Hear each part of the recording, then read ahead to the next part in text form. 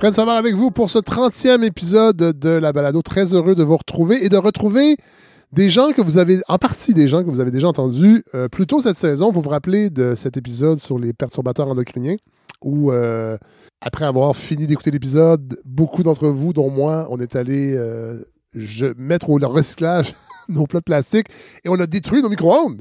Alors, c'était un partenariat avec l'INRS. Et là, on retrouve Valérie Langlois, qui était là donc pour cet épisode-là et qui, aujourd'hui, va nous accompagner en compagnie de Jérôme Duprat, que vous connaissez si vous êtes fan des Cowboys fringants, mais que vous connaissez peut-être si vous êtes dans les milieux universitaires, parce qu'il est prof à l'Université du Québec en Outaouais. Et il est à la tête d'une chaire de recherche. Et on va parler de ça, en fait, des travaux que Valérie Langlois et Jérôme Duprat mènent sur l'ADN environnemental. Vous allez voir, c'est vraiment intéressant. Plein de choses que j'ignorais totalement. Et des applications qui pourraient découler, qui vont découler de ça et qui risquent d'avoir des impacts très importants sur des projets industriels, sur, évidemment, la transition écologique, sur plein de choses. Et Godefroy Larando sera avec nous, évidemment, pour toute sa crédibilité de bachelier en biologie. Et parce que, vous le savez, à chaque premier épisode de chaque mois, normalement, c'est God qui est là. Alors là, il m'a accompagné pour cet épisode, donc, avec l'INRS et Génome Québec. Voilà. Alors, c'est le menu pour aujourd'hui. L'épisode n'est pas très long. Ça aussi, ça fait du bien, mais c'est vraiment, vraiment intéressant. Puis on est dans les sciences, un domaine qui est moins fréquenté par la balado. Fait que je suis toujours content de pouvoir le faire parce que je sais que ça plaît à beaucoup, beaucoup, beaucoup d'auditeurs et d'auditrices. Alors voilà, je n'en dis pas plus. Je vous retrouve avec cette belle brochette d'invités. Voilà, c'est ce qui nous attend pour l'épisode 30. Bon épisode tout le monde.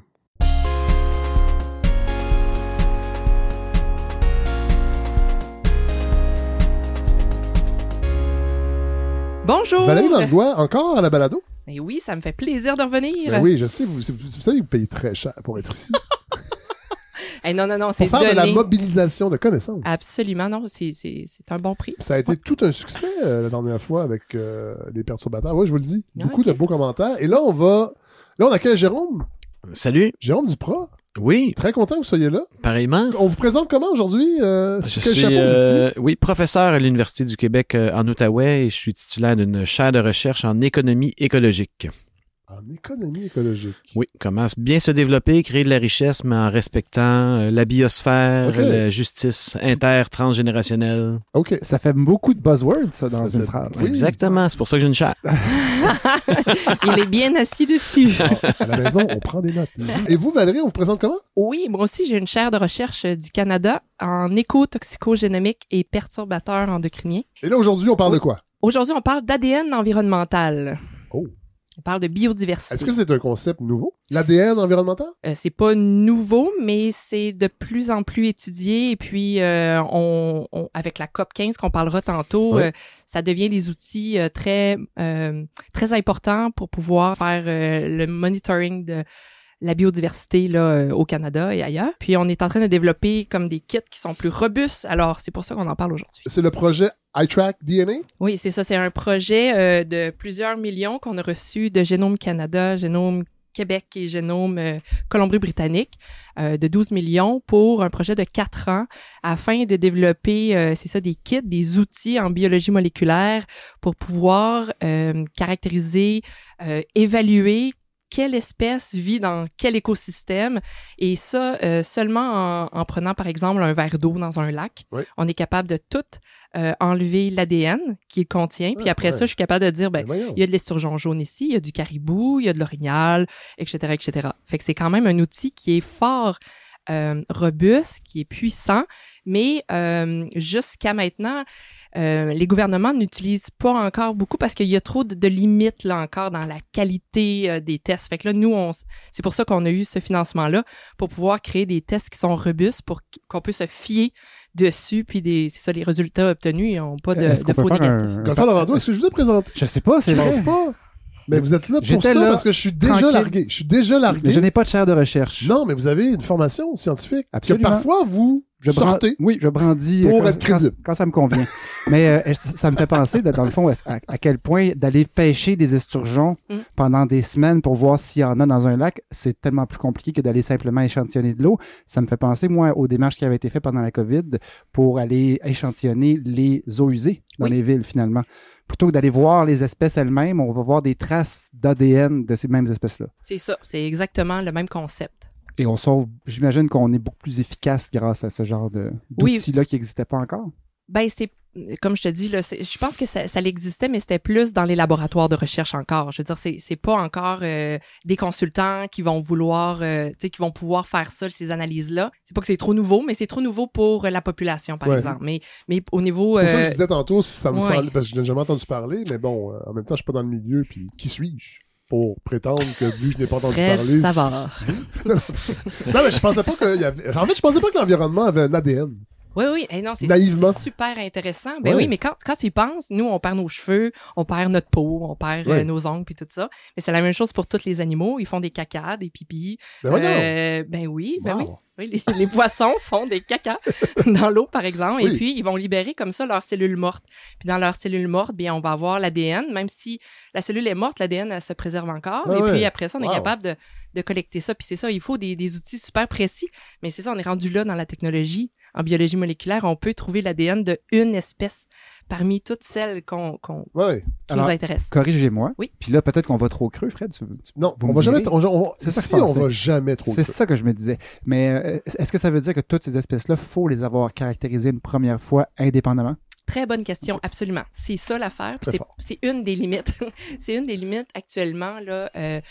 C'est qu'on utilise une méthode qui s'appelle le metabarcoding. Et puis, qu'est-ce que ça fait? C'est qu'il y a eu plusieurs espèces qui ont juste une section de leur ADN, le même gène, qui a été séquencé là, pour le plus d'espèces possible. Puis ça, c'est bien parce que là, il y a beaucoup de ce gène-là qui a été séquencé, sauf qu'en même temps, il y a beaucoup de ce gène-là qui va être répétitif à travers certaines espèces parce qu'ils sont proches génétiquement. Fait que là, on ne pourra pas séparer ça va être quelle espèce exactement. Nous, qu'est-ce qu'on fait dans iTrack DNA? On s'en va pas juste séquencer un gène, on fait tout le mitogénome au complet. Et puis là, je dis mytho. Ouais. Mytho vient de mitochondrie. Oui, parce que... Il y a de aussi, mais je pense que c'est un autre... C'est pas la même, c'est pas la même souche. Hein, mais la mitochondrie possède son propre ADN. Parce que dans une cellule, on a un noyau avec son ADN, l'ADN nucléaire. Mais dans la cellule, il y a des milliers de mitochondries. Puis ils ont chacun la même ADN. Fait que c'est plus facile. Il va y avoir beaucoup plus de l'ADN mitochondrial dans une cellule que de l'ADN nucléaire. Alors, est-ce qu'on peut dire que la mitochondrie, c'est un peu comme la batterie, finalement, c'est là que les échanges énergétiques naissent dans les cellules? Absolument. On arrête de parler de batterie parce que Pierre Fitzgibbons va arriver. Oui, il va nous financer. J'ai très peur. Ben s'il nous finance, c'est bon. On peut continuer, alors. Tantôt, on a mentionné la COP 15, Jérôme. J'y étais, c'était très, très stimulant. Puis on parlait de biodiversité. Et je veux pas... Pourquoi on parle d'ADN environnemental? Je veux pas sursimplifier, mais notre siècle est caractérisé par deux grandes crises, les changements climatiques et celle qui est moins médiatisée, mais dont on commence à parler, dont à la COP 15, c'est l'effondrement de la biodiversité. Donc, on estime qu'il y a à peu près 8 millions d'espèces vivantes sur Terre. D'ici la fin du siècle, il y en a peut-être 1 million qui vont disparaître en raison de causes multiples. Comment on a réagi à ça au 20e siècle? C'est de dire, la nature, c'est important, on fait des parcs. Et là, ça se traduit par des volontés de protection du territoire. 17% en 2020, 2030, c'est 30%. Mais c'est un peu une stratégie de cloche de verre. C'est un peu dire, les changements climatiques, c'est une tonne de carbone, on remplace par une batterie. C'est très simple. Alors, de plus en plus, les scientifiques, mais aussi la société civile, les grandes organisations disent, mais pour bien protéger la biodiversité, il faut savoir où elle se trouve parce que c'est mobile, invisible, silencieux. Alors, on a besoin d'outils. On a besoin de caméras trappes, on a besoin de micros dans les écosystèmes, de satellites, mais aussi de traçabilité d'ADN. Et lorsqu'on vient trianguler plusieurs de ces indicateurs-là, on est capable de dire, voici où se retrouvent, où se déplacent les espèces, et on est capable d'avoir des des processus de protection qui sont plus flexibles, dynamiques et moins statiques, cloche de fer 20e siècle. Fait que c'est vraiment, on est dans une trousse à outils qui vient compléter un portrait qui est vraiment dynamique et plus adaptatif. Oui, puis ça, c'est un bon point. Je veux juste rajouter que c'est ça, l'ADN environnemental, c'est ça, c'est un outil, ça vient c'est un complément à ce qui existe déjà. Ça va pas remplacer ce qu'on fait. Puis ça, c'est un point important parce qu'il y a quand même des limites à la méthodologie, même si je vais être sûre à 100% qu'il y a du caribou, mais ben là, il vient d'où, l'ADN? Elle vient d'où? Elle vient du lac il y a 1 minute, il y a 1 kilomètre de la rivière. Tu sais, je veux dire, il y a des limites quand même à la méthodologie. Fait que là, je vais poser une question de... Mais si c'est un caribou forestier, on sait d'où est-ce qu'il vient, ça vient d'un enclos. Non, mais... oui, c'est ça, à Val-d'Or. Est-ce que des espèces disparues, est-ce que leur ADN pourrait être présent encore aujourd'hui? Donc, est-ce que ça nous donne une image du présent? Est-ce qu'on a des traces du passé environnemental ou en tout cas de la constitution de l'environnement qu'on étudie ou on est toujours en guillemets temps réel? Non, on pourrait être dans le passé si on s'en va dans les sédiments. Les sédiments, mettons, dans le fond du lac qui va aller se sédimenter. Là. Fait que là, on pourrait. Mais là, on travaille toujours, évidemment, en colonne d'eau ou dans la rivière, ou sinon, sur les feuilles d'arbres, on peut prendre aussi l'ADN dans l'air, on peut prendre l'ADN du sol. Fait que ça nous aide à savoir que c'est plus... la temporalité est plus courte. Ça vient, c'est ça. Fait que, dépendamment des questions qu'on se pose, on peut ajuster. Grosso modo, on est de quelques semaines à peut-être quelques mois. C'est un portrait qui est assez fidèle à la réalité. Comme on dit en France, c'est un Polaroid actuel. Sure. Vous avez produit un film? Est-ce qu'on peut écouter un extrait? Oui, parce que j'ai une petite question. Lorsqu'on a notre échantillon d'eau, on le filtre. Sur le filtre, on peut isoler toute l'ADN qu'elle contient. Lorsqu'on cherche, par exemple, le caribou, on va avoir des outils moléculaires qui vont pouvoir aller chercher l'ADN du caribou dans notre échantillon. Le PCR, qu'est-ce qu'il fait? Un peu comme la COVID va chercher s'il y a de l'ADN de COVID. Bon, là, on va chercher l'ADN de caribou et puis le PCR va nous permettre d'amplifier la réponse jusqu'au temps que nous, les humains, puissions le voir. C'est beau l'économie minière, c'est beau l'économie forestière, mais à quel prix? À quel prix faut faire exploser le territoire? Est-ce qu'un arbre vaut la vie d'une espèce entière? Je crois pas.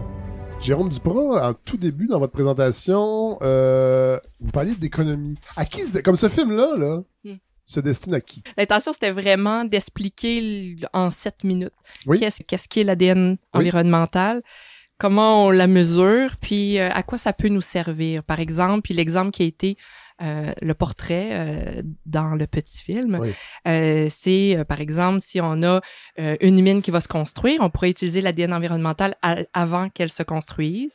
On peut faire un suivi de toute la biodiversité. Après ça, pendant qu'elle est en fonction, on peut continuer à faire des suivis avec cet outil-là.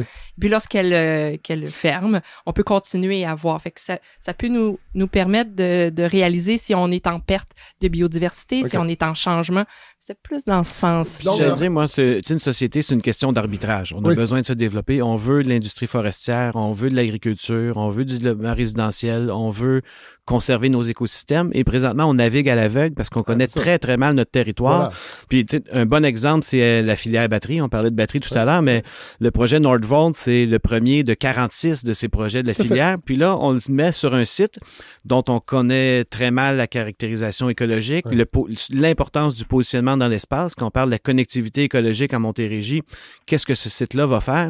Donc, si on n'a pas d'informations, à chaque fois, on vient recréer le même débat.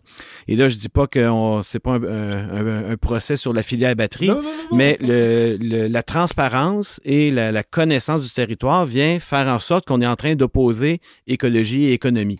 Et l'information nous donnerait un choix ici de prendre des décisions plus éclairées. Je voulais juste que ça nous permette d'expliquer votre démarche, je pense, et de comprendre qu'est-ce qu'on fait avec tout ça. Oui, puis c'est ça. Quand on veut caractériser un écosystème, souvent, on est en recherche d'espèces à risque ou des espèces rares ou des espèces invasives, dépendamment des questions de recherche. Mais ça, l'ADN environnemental peut nous permettre de trouver ça. Parce que, tu sais, je veux dire, sinon, comme biologiste, tu vas rester tout un été à chercher, je sais pas, la rainette quand tu la trouveras peut-être pas. Là, ça va prendre moins de temps et d'énergie, d'argent de prendre des échantillons d'eau pendant sa période de reproduction, dans son habitat caractéristique pour pouvoir voir si elle fait partie du... Nos amis du monde des affaires disent que tout ce qui se mesure peut s'améliorer. Fait que dans le fond, c'est ça qu'on... Tant qu'à parler de biodiversité en général, ben là, c'est que tu es capable d'aller caractériser avec des outils pas trop chers, j'imagine, pour comparer à planter 3-4 biologistes à la recherche de grenouilles pendant un été de temps. Je vais donner un exemple d'utilisation financière de l'ADN environnemental. Quand on parle de biodiversité, on a besoin des gouvernements pour faire les bonnes lois, de où protéger, quoi faire. On a besoin de la société civile pour évidemment partager des préoccupations, être là pour défendre cette voie-là. Et actuellement, si on veut renverser la tendance de l'effondrement de la biodiversité, il faut non seulement protéger 30-40% du territoire, mais il faut aller en restauration écologique. Il faut restaurer 30% de nos écosystèmes. Et pour ça, il n'y a pas d'argent au gouvernement pour le faire. On a besoin de mobiliser la finance durable. Les financiers sont là, ils ont des sous, mais lorsqu'on est, par exemple, un fonds de pension, on dit, je suis prêt à investir, mais j'ai des commettants dont la retraite dépend de moi. Ça me prend un minimum de rendement. Donc, je peux investir dans la protection, la restauration de la biodiversité, mais il faut me donner un actif financier. L'actif financier en changement climatique, c'est le crédit carbone. Donc, je vais investir pour décarboner l'économie. Il y a 30 ans, le carbone, c'était une vue de l'esprit. Aujourd'hui, ça vaut 75, 150 $ la tonne. Comment faire la même chose avec la biodiversité? On a besoin de définir un actif financier et les protocoles internationaux nous disent qu'on a besoin de regarder un territoire avec un minimum de 5 indicateurs qui vont nous permettre de le suivre dans le temps. Au temps 0 et au temps 1, j'ai amélioré de 30% la constituante biodiversité et ça a une valeur. Et l'ADN environnemental donne un des piliers fondamentaux de ça. Donc, pour nous, c'est non seulement une piste pour connaître le territoire, pour empêcher des projets, mais c'est aussi la façon de mobiliser des capitaux pour transformer une économie qui détruit la nature à une économie qui protège, qui restaure, qui aménage correctement le territoire. Est-ce qu'on est en train de s'imaginer une bourse de la biodiversité? D'ici 5 ans, ça existe. Mais il y a en fait, là, le défi, c'est d'éviter de la concentration des pouvoirs, c'est d'éviter des injustices, une colonisation verte. Moi, je pense que c'est important de mobiliser des capitaux dans la bonne direction parce que de façon pragmatique, on a besoin d'argent pour faire les projets, mais il y a évidemment des zones d'ombre, des dimensions éthiques, morales pour lesquelles, et c'est là que, comme scientifique, on a un rôle à jouer parce que la finance pour la finance, on est piégé avec ça et c'est ce qui a fait en sorte que notre système carbone marche mal. On a créé des super bons mécanismes, plein de crédits carbone, mais on est encore en train d'émettre beaucoup trop pour ce que la planète est capable de faire. Il fonctionne, en même temps, il ne fonctionne pas. Il fonctionne d'un point de vue financier, mais il ne fonctionne pas d'un point de vue biophysique. Voilà. Donc, ce qui était l'idée à l'origine. Oui, mais là, on doit refaire ce mécanisme-là, mais en ayant appris des erreurs de la question climatique, parce qu'on l'a quand même démarré en 97 à Kyoto. On est plusieurs décennies plus tard. Est-ce qu'on peut remettre ça sur les rails, mais en acceptant d'autres dimensions? On est à une époque aussi où c'est extrêmement remis en question, le crédit carbone, par nos amis du Parti conservateur canadien. Ça va être un sujet, Fred, sur lequel il va falloir se pencher pour vraiment mener bourse du carbone, crédit carbone. Et vous allez vous en occuper, la balado, parce que c'est votre mandat. J'ai l'impression que les animaux sauvages sont un peu... à part les chasseurs, j'ai l'impression qu'on s'y intéresse peu, en tout cas dans la société civile. C'est une super bonne question, Fred, parce que quand on a pensé à ce projet-là au début, ça a été très difficile de se trouver des partenaires intéressés aux animaux. Fait que là, je veux dire, à part les zoos, mais ils sont déjà comme en enclos. On parlait de cloche de verre tantôt, les zoos. Non, mais je veux dire, ils sont quand même importants, ils ont leur raison de vivre. Oui, on les salue. Ce que je veux dire, c'est que c'était pas facile. Ça m'a pris un an et demi à juste trouver des gens intéressés aux animaux, non seulement au Québec, mais aussi au Canada. Fait que oui, tu vas avoir peut-être faune et parc au gouvernement, mais sinon, c'est vraiment les premiers peuples qui sont ceux qui ont le plus d'intérêt pour ces animaux-là, les vertébrés qui vivent là, dans la forêt. Mais est-ce que ça dénote pas justement comment la biodiversité, c'est un concept qui est mal compris C'est paradoxal parce que la biodiversité, c'est littéralement ce qu'on boit, ce qu'on mange, ce qu'on respire. Ouais. Puis même, c'est ce qui nous guérit ou ce qui nous expose à des maladies, les zoonoses. Fait qu'on on est la biodiversité, mais c'est difficilement saisissable. C'est des mécanismes complexes. Tu parlais tout à l'heure d'ADN, mais la biodiversité, c'est des espèces, des écosystèmes, des populations, des gènes. C'est un petit peu la difficulté de mettre des carrés dans des cercles. Hein. On sait que c'est super important, mais après ça, donnons une valeur, donnons un bon règlement, puis c'est notre défi comme scientifique de traduire ça en politique publique, en quelque chose qui soit digeste et réconciliable. Mais tu sais, on voit quand même beaucoup d'intérêt à essayer de remettre de la biodiversité dans les villes, de l'importance de remettre des arbres, remettre des plantes, laisser vos pissenlits, etc., pour attirer tout, puis de faire aussi des couloirs pour que les animaux se promènent dans la ville. Fait que tu sais, je pense que les gens sont là, il y a beaucoup d'intérêt. Est-ce que les élus sont à la même place? Ah ben, c'est de l'éducation, là. Les élus, ils changent, là, tout le temps. Il faut éduquer, là, le public et les élus. Ici, j'ai une question, explication de la QPCR. OK. Non, tu veux vraiment, je te compte ça là? Ben, OK, parce parfait. que c'est dans votre plan de match, là. Oui, mais vous n'êtes pas obligé de poser toutes les questions à des moments quelconques. On voit des mots, on voit des lettres clés comme PCR. OK. Oui, le Q, c'est pas celui que vous pensez. Franchement. Ça veut dire quantitatif. Fait que finalement, c'est une PCR qui est quantitative, qui va finalement... Mais c'est quoi une PCR? Une PCR, c'est ben là, c'est en anglais, là, Polymerase Chain Reaction. Vous savez qu'on n'est pas dans un congrès du PQ ici. On peut parler anglais. Quoi que Fred et soupes au lait, lui aussi. Oui, ça c'est vrai. Ce que ça permet de faire, c'est qu'on est capable en biologie moléculaire de développer, on appelle ça des amorces, qui vont aller se lier dans un endroit très spécifique de l'ADN de chacune des espèces. Et puis après ça, la machine va le faire amplifier à tellement de copies qu'on va pouvoir après ça le quantifier puis dire oui, il y a tant de copies de cougar ou de martres d'Amérique ou de c'est avec des tests comme ça qu'on détectait la COVID. Oui, exactement. C'est ce que j'ai essayé de dire dans ma vidéo et j'ai dit ADN, mais c'est de l'ARN dans le cas de la COVID. C'était une petite erreur de ma part. On parlait de trousse tantôt, là. Ouais. Elle va se destiner à qui, cette trousse? Ben, la trousse, comme présentement, là, j'ai vraiment beaucoup de gens qui me consultent, là. J'en ai beaucoup des gens qui sont au nord du Québec, qui sont en train de délimiter des nouvelles aires protégées. Puis là, ils veulent savoir, OK, mais c'est quoi ma biodiversité? J'en ai d'autres qui sont intéressés par la migration du saumon atlantique. Et puis là, ils disent, OK, mais je veux savoir c'est quelle rivière? Tu sais, on pense savoir que ça va être là, tout ça. Sont où les frayères? Fait que là, dans ce cas-là, ben là, c'est ces gens-là fait qu'on va s'intéresser à ça. Fait que j'ai Hydro-Québec, j'ai plein de gens. Ça peut intéresser... C'est puissant, là, cet outil-là. Oui, de ce que je comprends. Puis notre travail, nous, parce qu'on est en sciences sociales, c'est parce que on l'a vu souvent d'excellentes technologies avec un potentiel de rupture, la difficulté dans la capacité de changement organisationnel, hein, qu'on soit un gouvernement, tu parlais d'Hydro-Québec. Quels sont les freins, les barrières, les leviers pour qu'une telle technologie devienne quelque chose qui soit opérationnel? Et juste un exemple très, très simple, ce serait de se retrouver devant une cour de justice où il y a une preuve qui est déposée qui vient de l'ADN environnemental. Est-ce que ce serait crédible? Est-ce qu'on peut accepter cette preuve-là pour renverser un projet qui est en cours, mettre une injonction de développement?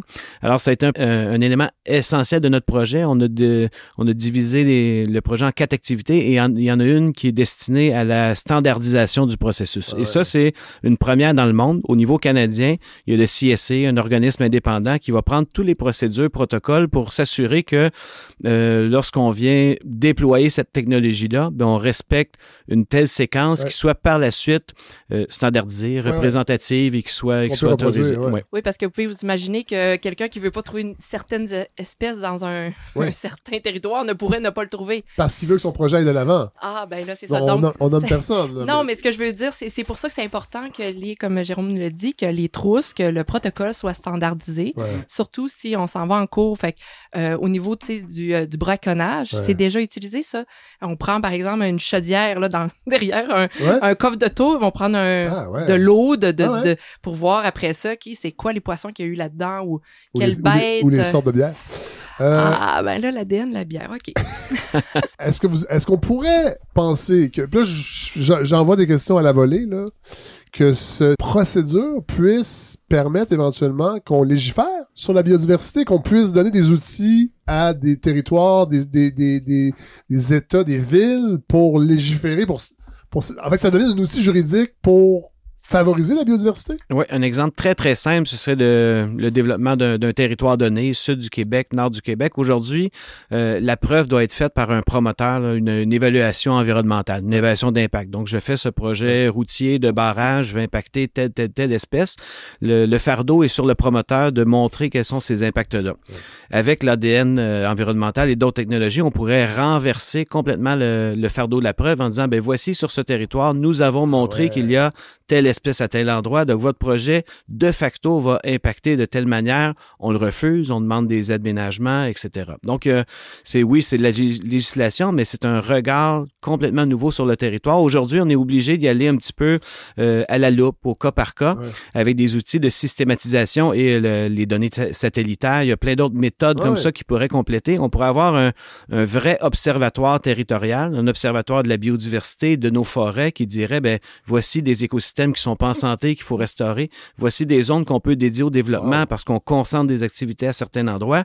Et c'est vraiment là l'enjeu de l'aménagement du territoire au 21e siècle. On doit plus aller dans une version de système ouvert où on peut tout développer, mais vraiment de concentration des endroits donnés, justifiés, dans un principe toujours là d'arbitrage entre les générations futures, la santé, les valeurs intrinsèques de la biodiversité et évidemment nos besoins de se développer. Dans ces études-là, par exemple, j'ai découvert ça hier, même ça a été publié en 2022. Le ministère anciennement de la faune, des forêts et des parcs du Québec demande que l'inventaire pour les tortues au Québec, lors de ces études-là, soit fait par ADN environnemental. Ah ouais? Ouais! Wow! Ouais, j'étais contente. Je me suis dit, on a de l'avenir. Est-ce qu'on doit savoir ce qu'on cherche? Ou tu peux dire, on peut faire les deux. OK, il y a deux technologies. Celle qu'on parle aujourd'hui là, en QPCR, c'est vraiment ciblé aux espèces d'intérêt, OK? Parce que c'est vraiment robuste. Si on veut juste avoir... Là, vous allez me dire quelque chose. Oui. Parce que ça revient tout le temps, ce mot-là, robuste. Oui. C'est comme quand les gens d'économie disent l'agilité. Oui. Alors, L'agilité. L'agilité, ça veut dire robuste. se revirer de bord sur un 10 cents puis continuer à faire de l'argent. Ouais. La robustesse d'expérience scientifique, qu'est-ce que c'est exactement? Parce que ça revient tout le temps. C'est vrai, ça doit être un anglicisme, puis je m'excuse pour ça. Pas sûr, Non, c'est pas grave. non. Je pense pas que c'est un anglicisme, mais sauf que...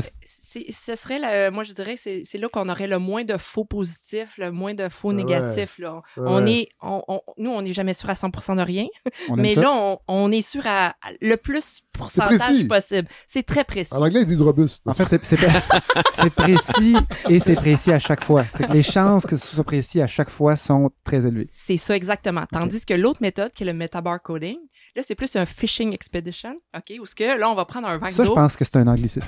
Non, je pense pas. Non, c'est du québécois. Et là, je vais être capable de dire, voici toutes les espèces au complet dans l'écosystème, mais je serais pas sûre à vraiment 100%. Il va falloir après ça que ceux qui m'intéressent vraiment, j'aille en QPCR pour aller les chercher, pour m'assurer que vraiment elles sont présentes. Est-ce que l'ADN peut être un outil intéressant pour mesurer la pollution d'un territoire? Ben oui, c'est intéressant pour la pollution pour deux choses. Premièrement, quand on fait l'échantillonnage, on prend le même... Si je prends je vais revenir avec mon verre d'eau dans le lac, je peux prendre une fraction de l'eau pour aller regarder c'est quoi les contaminants dans l'eau, puis l'autre fraction pour le filtrer pour trouver mon ADN. Fait qu'on peut, dans le même échantillon, voir les deux choses, pouvoir essayer de voir un lien. Ceci dit, comme on disait tantôt, on peut aussi aller voir dans des endroits où ce que c'est pollué versus des endroits pas pollués pour pouvoir voir la différence ou la perte de biodiversité. Fait que ça peut être utilisé dans ces... Un autre élément très important, c'est au niveau des espèces invasives. Donc, dans le système Saint-Laurent, il y a 180 espèces invasives, de savoir où elles se retrouvent, c'est quoi leur migration, la carpe asiatique, est-ce qu'elle est rentrée dans des systèmes hydrologiques différents. Donc, c'est pas une pollution directe moléculaire, mais c'est une transformation territoriale. Oui, c'est ça. Puis on peut même, dans les cales de bateaux, là, parce qu'on aime ça consommer ici au Canada, fait qu'il y a des gros bateaux qui viennent d'un pays à l'autre, qui contiennent toutes ces... Bon, anyway, ils mettent de l'eau dans les cales de bateaux, puis là, elles viennent d'un autre pays, fait qu'on peut tout simplement prendre un échantillon de cette eau-là, puis dire, OK, non, elle est correcte, elle contient pas d'organismes qui viennent d'un autre pays, où on la traite, puis après traitement, on peut regarder si c'est propre, là. Ouais. Fait que, wow. c'est ça, il y a vraiment beaucoup d'avis. Oui, mais tu sais, tu peux même aller au resto, puis regarder, est-ce qu'il dit c'est de la morue, tu prends un petit échantillon, tu me l'amènes, moi te le dire si c'est de la morue, moi. Parce que dans mon large, je vais être capable de te le dire. J'y arrivais. Est-ce qu'on pourrait, par exemple, aller en fait, je pose pas la question. Visiblement, on pourrait rentrer dans une boucherie. Oui. Et aller voir si le cerf qu'on pense nous vendre et non pas et du bœuf. On pourrait le savoir avec l'ADN. Absolument, oui. Oh. Oui. Il y a des bouchers sur la rue Mont-Royal qui tremblent présentement. Puis l'autre dimension du projet, je saute complètement du coq à l'âne, mais il y a une dimension. On pourrait s'assurer que c'est un coq. Et un arbre. Un hybride. Mais c'est de travailler sur des drones. Valérie, vous parliez des verres d'eau pour aller chercher les différents échantillonnages, mais lorsqu'on est en territoire plus rural, reculé, puis on veut connaître ça, il n'y a pas nécessairement de chemin, comment s'y rendre. Donc, il y a tout un système de drones, d'automatisation, et on travaille avec des gens des Premières Nations aussi pour connaître nous on a une vue très scientifique occidentale, c'est à tel endroit dont on va aller chercher, on travaille aussi avec eux pour savoir dans les savoirs traditionnels où se trouvaient les routes de telles espèces et où on devrait aller voir si l'espèce se retrouve et comment ça peut changer avec les changements climatiques ou d'autres. Ça doit être relativement nouveau. Les collaborations se font depuis longtemps. Ce qui est en train de changer, c'est vraiment la co-construction, le co-design et surtout partir des besoins des Premières Nations. C'est pas d'arriver en disant, moi, j'ai une science à faire, je vais la faire, je vous envoie l'article scientifique après, merci. Ce qui a été fait, par exemple, dans notre projet, puis c'est pas juste nous, il y en a plein qui font un travail comme ça, c'est de dire, on a du budget pour faire des kits pour 100 espèces. Allons voir les communautés et demandons-leur, c'est quoi les espèces qui sont importantes pour vous, que vous aurez besoin de tracer pour la chasse, parce que c'est des espèces menacées, à statut culturellement importante. Et on a fait cette enquête-là qui a finalement, qui a été l'entonnoir pour nous aligner sur certains types d'espèces. Donc ça, c'est un exemple de co-construction de la recherche qui, au final, va pouvoir faire un bon transfert de connaissances. On le fait là avec vous pour parler au public, tout à fait. Mais cette science-là doit devenir post-normale. Elle doit faire partie d'un système social plus large. Oui, puis pour revenir au film, l'autre bon acteur qui est beaucoup meilleur que moi, c'est Benoît Croteau. Oui, on l'a entendu à la fin. Oui, c'est ça. Lui, il est un membre de la communauté de Picogan. Puis lui, il est assis depuis les premiers jours là, à bâtir ce projet-là, même avant le financement. Là. Fait que on était là vraiment avec Benoît et d'autres à la table en train de c'est ça, co-créer le projet ensemble. C'est pas quelque chose qui avait été décidé par nous. Puis après ça, on leur a dit voici qu'est-ce qu'on fait. On a fait ça ensemble en équipe. Autre question naïve de ma part, est-ce que vous devez absolument toujours garder en tête de multiplier les applications quand vous développez une technologie comme ça?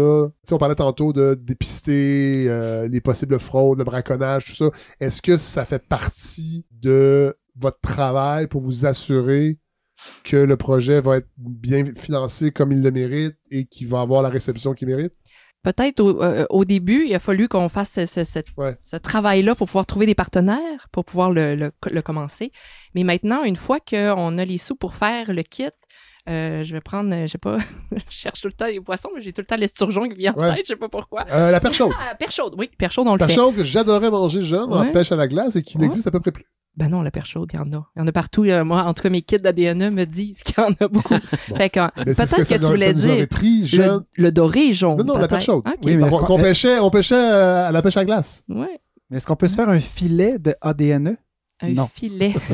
Non, ça va. Prendre la perche chaude. Mettons la perche chaude. OK, bon. Là, tu m'as fait perdre mon fil. Non, là. je disais, est-ce que vous avez, en tant que chercheur, vous devez aussi réfléchir à des applications qui vont sortir, dans le fond, du domaine de la recherche pour s'assurer d'avoir les budgets conséquents et d'avoir les coûts des franges? Ben, en fait, c'est dans les choix d'espèces. Parce qu'une fois qu'on a nos espèces et qu'on développe le kit, il va fonctionner pour peu importe le but après. Fait que ce qui était important, c'était au niveau stratégique, peut-être, si c'est ça que tu veux, c'était d'avoir des kits pour des espèces qui allaient être d'intérêt pour, par exemple, le gouvernement ou des gens qui pourraient, après ça, être intéressés par la méthodologie. Mais c'est ça qu'on a fait. C'est pour ça qu'on a des gens de Parc Canada, d'Environnement Canada, de tous les gouvernements, des OBNL, des compagnies privées. On a tout ça dans le projet pour être sûr qu'on faisait pas des kits sur nos animaux préférés, mais pour des espèces qui allaient être d'intérêt pour plus tard, pour continuer à les... Je fais mon petit éditorial sur l'importance de financer la recherche. Oui. Nous, on est financé par des fonds publics. Non, mais Jérôme, c'est important qu'on en parle parce que des fois, j'ai l'impression que dans la tête des gens, il suffit de donner de l'argent à des scientifiques puis ils vont faire de la science. Un peu dans les terres. Ben, ça en prend aussi. Il faut rêver, il faut repousser les limites. Tout à fait. Mais l'important, c'est de se dire que cette science-là a une utilité sociale, que ce soit à long terme ou à court terme, et surtout qu'elle soit en données ouvertes. Oui. Donc là, ces kits-là qu'on fait, après ça, si, puis je n'ai rien contre une industrie quelconque qui voudrait développer ses propres kits, mais c'est breveté, c'est utilisé à l'interne, c'est commercialisé. Nous, ces kits-là, ils sont publics, ils sont ouverts, et dans une séquence de sciences, il y a une science fondamentale comme nous la développons, qui peut ensuite être reprise dans des applications plus commerciales où des industriels vont très légitimement investir pour leur propre application. Voilà. Donc, ces sous-là qu'on a reçus, c'est destiné à largement, c'est mieux comprendre la biodiversité, tisser des liens avec les Premières Nations, développer une compréhension du milieu, standardiser le processus. Et ça revient, je faisais l'éditorial parce on questionne ça aussi à l'université. Est-ce que c'est si important? Dans les budgets, c'est toujours débattu. Et je pense que c'est vraiment une mission sociétale de continuer à soutenir les universités. Est-ce que vous êtes des pionniers? Cette technologie-là, est-ce que ça se fait ailleurs? Ça se fait dans beaucoup d'endroits, je dirais, puis j'en ai parlé tout à l'heure. La caractéristique du projet, c'est qu'on essaie de standardiser le processus. Ça, c'est nouveau. Ça, c'est nouveau. On est le premier pays dans le monde qui va se doter d'un processus standardisé. Après, est-ce qu'il sera utilisé? On ne le sait pas. Mais au moins, on donnait l'exemple tout à l'heure de se retrouver devant une cour de justice, de pouvoir faire des débats publics qui sont argumentés sur de la science, qui vont avoir des référents dans des règlements, dans des lois. Ça, c'est vraiment une innovation propre au projet. Ensuite, la technologie, il y a plusieurs laboratoires dans le monde. Il y en a plusieurs au Québec aussi avec des super scientifiques. Et ailleurs dans le monde, est-ce que vous sentez...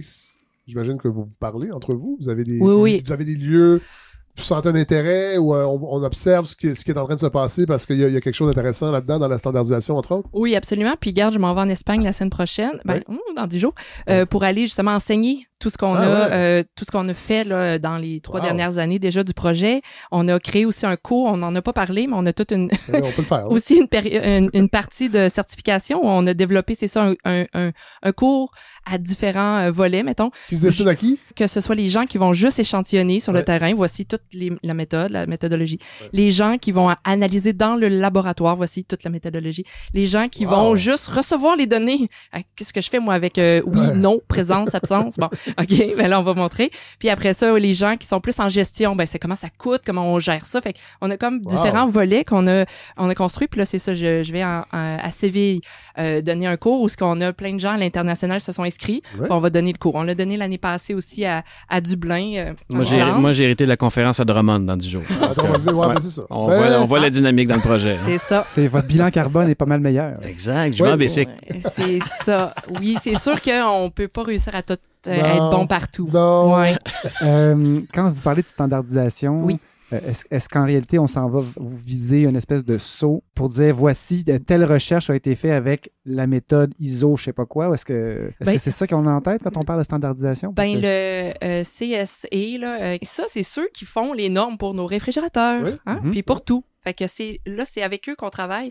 On a déjà fait 2 normes et puis on est en train de chercher le financement. Et je parle en public là présentement. Et il nous manque à peu près 80 000 pour pouvoir payer pour le financement pour la 3e norme qui est vraiment sur c'est ça, comment faire l'échantillonnage, etc. Fait que pour que ça devienne standardisé. Dans les normes, on n'est pas en train de dire, tu sais, vous devez faire ça, mais on va expliquer, c'est très important de faire ça et pourquoi. Fait que là, ça donne aux gens la possibilité de comprendre l'importance de chacune des étapes, puis après ça, ils pourraient mettre le saut, genre, on a suivi telle méthodologie. Donc, dans le monde de la recherche, il n'y aura pas trop d'importance parce que si on veut faire une nouvelle démonstration, publier un article, on n'a pas besoin de standardisation. Non. Quand on est dans des projets qui ont un impact social, qui ont une référence légale, ben là, ça va être important. Ben, ça va donner un poids supplémentaire. C'est les gens qui nous écoutent, qui aimeraient peut-être.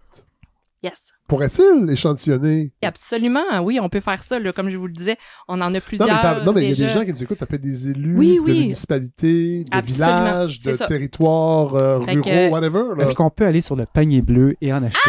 Non. Avant qu'il ferme. Non, c'est ça. Non, valérie.langlois@inrs.ca. Envoyez-moi un courriel et puis on va vous gérer ça, là, un projet. On va, de toute façon, mettre les liens dans l'infolettre. Je fais un aparté, là encore, sur l'importance de la science citoyenne. Oui.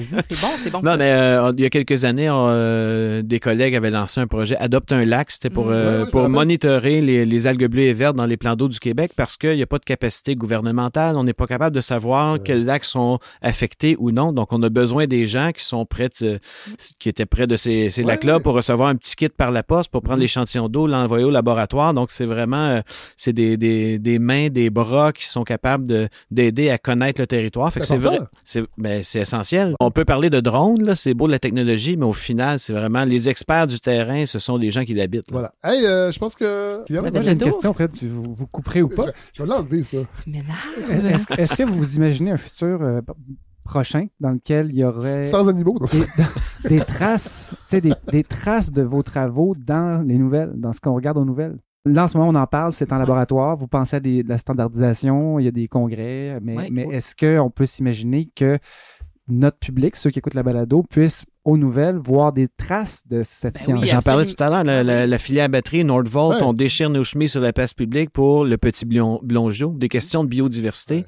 Fait qu'on est à un pas de pouvoir utiliser ces technologies. J'imagine que c'est bien beau développer des outils comme les vôtres. Il faut que les élus les comprennent, aient envie de les utiliser. Il faut que ça fasse son chemin vers les officines. Est-ce que ça, vous l'avez en tête? Est-ce que c'est une difficulté auquel vous avez réfléchi? Parce que j'imagine qu'il y a cet enjeu-là aussi. On a bien beau développer les bons outils. Si les élus embarquent pas, ben ces outils-là, ils vont rester un peu en vase clos.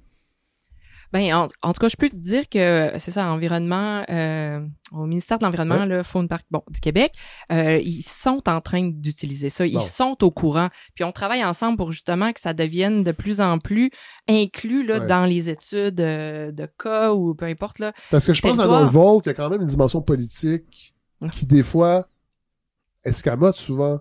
On est prêt à mettre 7 milliards dans une usine, mais on ne met pas les sous conséquents pour connaître notre territoire. Voilà, c'est ça. Donc, tantôt, vous parliez de est-ce qu'il y a un appel politique, une oreille? Oui, il y en a une, mais est-ce qu'elle est du même calibre? Est-ce qu'elle a la même échelle de gouvernance que d'autres priorités? Non. Voilà. Ça, c'est la réponse. Merci, Jérôme Duprat. Merci. Merci à vous. C'était très agréable. Merci. Puis Valérie et God, nous, on va se retrouver dans un mois. Oui, pour absolument. un autre épisode. Ah oui. Sur les pesticides, je crois. Oui, je vous aime tellement, je reviens. Je pensais que c'était fini, les pesticides. On va en parler. OK. Hey, merci.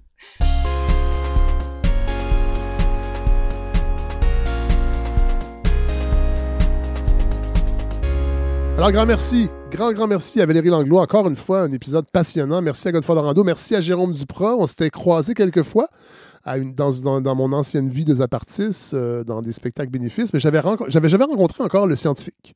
Alors, merci Jérôme. Très, très belle rencontre. On va terminer en musique, bien sûr. Là, je vous écœure plus après avec les Talking Heads. Mais j'ai encore passé la semaine à en écouter. Puis, il y a une chanson des Talking Heads qui est tellement, je trouve, dans la thématique qu'on a abordée aujourd'hui, évidemment pas de l'ADN environnemental, mais c'est cette chanson, Nothing But Flowers, que j'ai mentionné rapidement la semaine dernière sur le dernier album, l'album Naked, une chanson que je me rappelle avoir dansé là-dessus à l'Alcatraz à Drummondville, un bar qui n'a pas duré longtemps. Alors, si jamais vous étiez là, cette journée-là où Nothing But Flowers a joué, écrivez-moi! Mais voilà, ça me rappelle encore, j'avais peut-être 17 ans, ça me rappelle cette belle époque. Et c'est une chanson qui est vraiment très David Byrne, là, le chanteur des Talking Heads, parce que, dans le fond, elle inverse un peu la situation actuelle, c'est-à-dire qu'il découvre un endroit où la civilisation a disparu au profit de la nature. Et il est un peu inquiet dans son ton, dans sa façon de chanter, vous allez voir. Et il y a Johnny Marr, pour les fans de Smith, il y a Johnny Marr qui joue de la guitare et vous allez... Sachant ça, bien reconnaître la façon de jouer très, très unique de Johnny Marr. Alors voilà, dernière fois pour la saison 6 que je vous achale avec les Talking Heads, mais c'était trop d'actualité avec l'épisode qu'on vient de parcourir. Alors voilà, allez, bonne semaine tout le monde. Déjà très hâte de vous retrouver la semaine prochaine.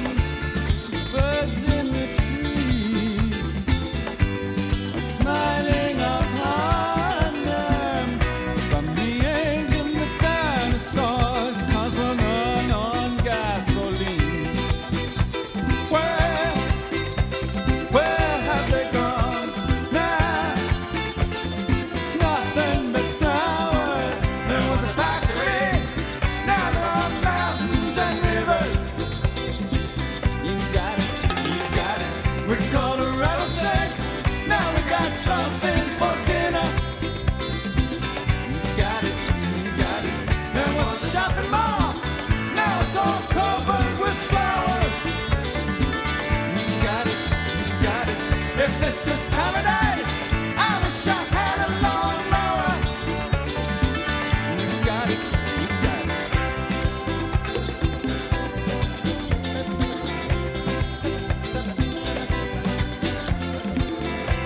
Years ago, I was an angry young man, and I'd pretend that I was a billboard standing tall by the side of the road.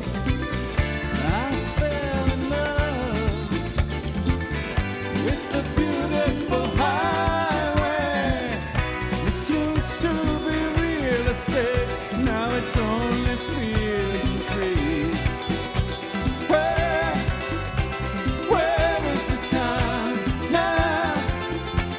It's nothing but flowers, the highways and cars were sacrificed for agriculture. I thought that we'd start over, but I guess I was wrong. Once there were parking lots, now it's a peaceful oasis. You got it, you got it. This was a Pizza Hut, now it's all covered with daisies. You got it, you got it. I miss the honky tonks, Dairy Queens, and 7-Elevens. You got it, you got it. And as things fell apart, nobody paid much attention. You got it,